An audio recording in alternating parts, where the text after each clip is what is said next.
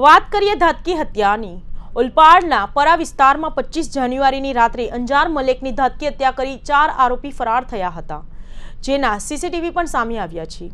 હત્યા બાદ ઉલપાડ પોલીસ, સુરત ગ્રામ્ય અને શહેર પોલીસે સંયુક્ત ઓપરેશન ચલાવી 4 આરોપીને ગણતરીના દિવસોમાં ઝડપી પાડ્યા છે।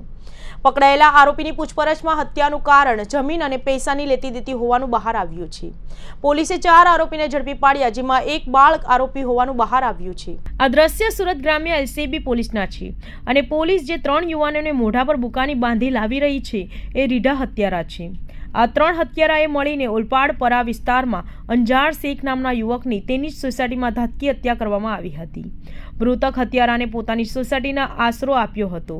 આરોપી મૃતકના ઘરની બાજુમાં એક સપ્તાહથી રહેતા હતા અને 25 જાન્યુઆરીની રાત્રે સમય મળતા અંજાર શેખની ધાતકી હત્યા કરી 2 એક્ટિવા પર ફરાર થઈ ગયા હતા, જેના સીસીટીવી ફૂટેજ પણ સામે આવ્યા છે।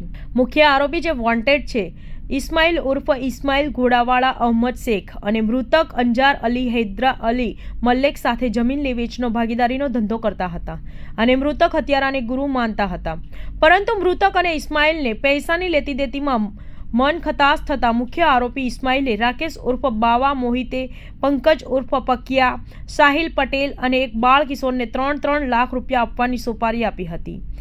મુખ્ય આરોપીએ મૃતકને ફોન કરીને તેના મોકલેલા 4 લોકોને આશરો આપવા કહેતા મૃતકે પોતાના ઘરની બાજુમાં આશરો આપી ભાડાના હત્યારાઓને મૃતક અંજારને ગંધ પણ ના આવી, જે કે લોકોને આશરો આપ્યો એ લોકો તેની હત્યા કરવાના છે।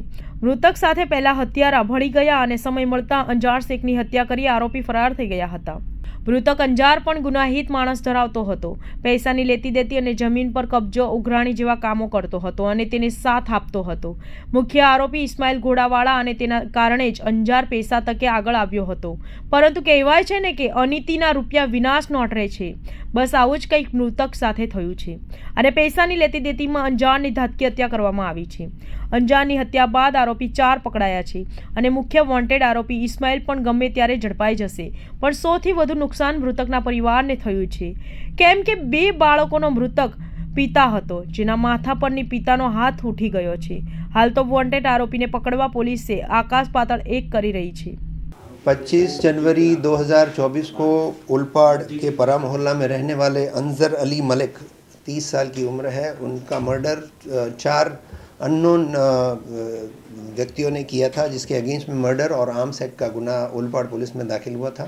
इस गुना की सीरियसनेस को देखते हुए सूरत रूरल पुलिस ने टेक्निकल और नॉन टेक्निकल सोर्सेज से एक्यूज के प्रोफेशनल और फैमिली बैकग्राउंड का जायज़ा लेते हुए सब इंट इकट्ठा की और सूरत सिटी क्राइम ब्रांच को भी इस विषय में रिक्वेस्ट की गई, तो उनकी टीम और सूरत रूरल क्राइम ब्रांच एसओजी सब टीमें 25 जनवरी रात से ही कार्यरत थी और इस गुना को अंजाम देने वाले राकेश उर्फे बाला, पंकज सेंधिया, इनको महाराष्ट्र के भूसावल से सूरत रूरल क्राइम ब्रांच और सूरत सिटी क्राइम ब्रांच ने अरेस्ट किया है।